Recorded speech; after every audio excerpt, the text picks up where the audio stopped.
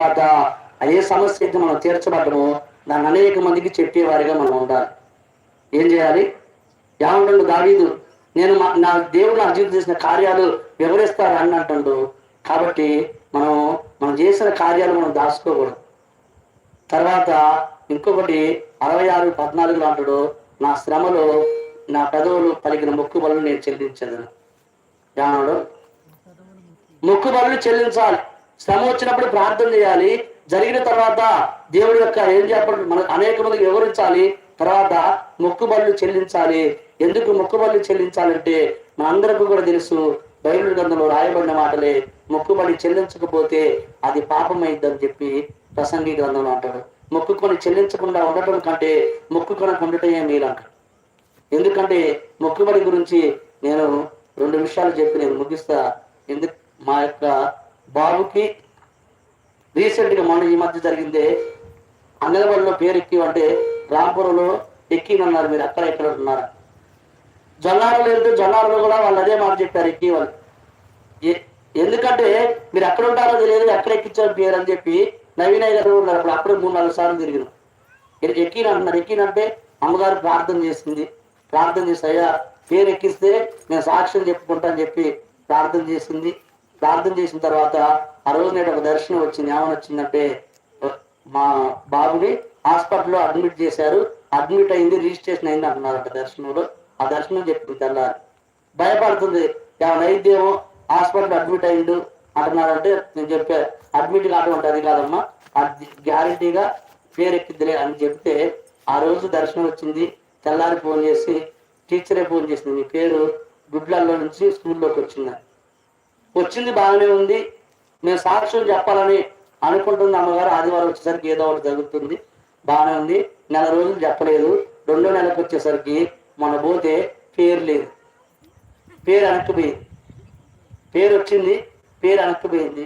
అప్పుడు గుర్తొచ్చింది ఏంటంటే సాక్ష్యం చెప్తాను అనుకున్నాను కదా, చెప్పలేదు కదా, అందుకే పేరు పోయింది అని చెప్పి మన సాక్ష్యం చెప్పింది.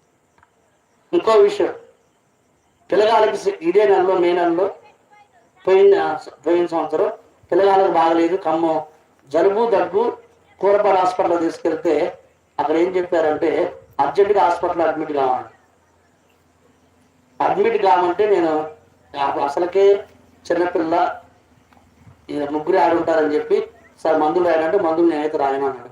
బతీలాడితే ఒక మాట ఏమన్నట్టే, పిల్లగాళ్ళు డేంజర్గా ఉన్నారు, ఏమైనా సరే సంబంధం లేదని నువ్వు సంతకాలు పెడితే రాస్తానన్నాడు. సర్లే అని చెప్పి అతను డేర్ చేసి సంతకాలు పెట్టి తీసుకొని వస్తుంటే ప్రవీణయ్య గారి కారులో కొన్ని తనిఖీల దాకా వచ్చేసరికి నేను బండి మీద వస్తున్నాను, వెనక్కి వచ్చారు. తనిఖీల దగ్గర బాబుకి బాగా వాంతులు అయ్యారు. వాంతులు అయ్యేసరికి ఫోన్ చేశారు. ఫోన్ చేస్తే వీళ్ళందరూ కూడా భయపడుతున్నారు, అసలు నువ్వు ఎందుకు అడ్మిట్ చేయకుండా నువ్వు తీసుకొస్తున్నావు, వాంతులు ఇంజక్షన్ వేశారు, అప్పుడే వాంతులు అయిందని చెప్పి భయపడుతున్నా సార్, ఏం కాదు అని చెప్పి ఇంటికి తీసుకొచ్చిన తర్వాత ఆ రోజు ఇంజక్షన్ వేస్తున్నాను. 2 రోజులు 3వ రోజు కూడా దగ్గర. ఫస్ట్ రోజు ఏమన్నారంటే ఆర్ఎంపీ డాక్టర్, సరే 4 ఇంజక్షన్లు పడితే తగ్గిద్దన్నారు. 4 పోయింది, 5 పోయింది, తగ్గలేదు. అప్పుడు డౌట్ వచ్చి ఇక హాస్పిటల్కి సరే తర్వాత సరదు అని చెప్పి ప్రార్థన చేపిస్తే మా అమ్మగారికి కరుణమ్మ గారికి దర్శనం వచ్చింది. ఏమనంటే భోజనాలు పెడుతున్నట్టు దర్శనం వచ్చింది. భోజనాలు పెడుతున్నట్లుగా దర్శనం వచ్చింది. నేను మొక్కుబడి ఉందయ్యా అన్నారు. తెల్లారి చెప్తే నాకైతే వాస్తవానికి గుర్తులేదు. సరే ప్రార్థన చేశారు, ఏమనంటే గుర్తు చేయాలి. నేను దిద్దుబాటులో ఉన్నప్పుడు 2 నెలలు దిద్దుబాటులో ఉన్న పెద్ద వార్తలు దిద్దుబాటులో ఉన్నప్పుడు అనుకున్న మనసులో నేను ఏమనుకున్నా అంటే, సరే దిద్దుబాటులో ఉంటున్నాం కదా, చివరికి వెళ్ళిపోయే ముందు సంఘంలో అక్కడే భోజనాలు పెడదాం బల్లారాధనలో అనుకున్నా. కానీ కొన్ని కారణాల వల్ల వెంబటే నేను అదే టైంలో మా చెల్లి పెళ్లి మొత్తం మీద వచ్చా ఇంటికి. ఇక పెట్టలేదు, మర్చిపోయిన తర్వాత అప్పుడు ప్రార్థన చేస్తే అప్పుడు మళ్ళీ అయ్యగారు వాళ్ళ అబ్బాయికి దర్శనం వచ్చింది. వెంబటే ప్రార్థన చేసి ఏమనంటే, అయ్యా సరే తప్పే, ఆ రోజే నేను అనుకున్నా ఈ వాక్య ప్రకారం చెల్లించకపోతే దానికంటే ఎక్కువే పోతే తెలుసు కాబట్టి ప్రార్థన చేస్తే పెట్టేస్తాను చెప్పిన తర్వాత తెల్లారి నుంచి జ్వరం లేదు, మళ్ళీ హాస్పిటల్కి వెళ్ళలేదు, క్యాన్లు ఇంటికాడ బీకిచ్చా. అప్పుడు మళ్ళా దర్శనం వచ్చింది. ఏమనంటే జాన్పరయ్య గారి దర్శనం వచ్చింది. ఏమనంటే అదే కనుక నువ్వు వినకపోతే 70,000 వదిలే 20,000తో అయిపోయిందని దర్శనం వచ్చింది. హాస్పిటల్లో కనుక అడ్మిట్ అయితే 2 పిల్లలు 5 రోజులు ఉండాలన్నాడు, 70,000 అయిపోయాయి.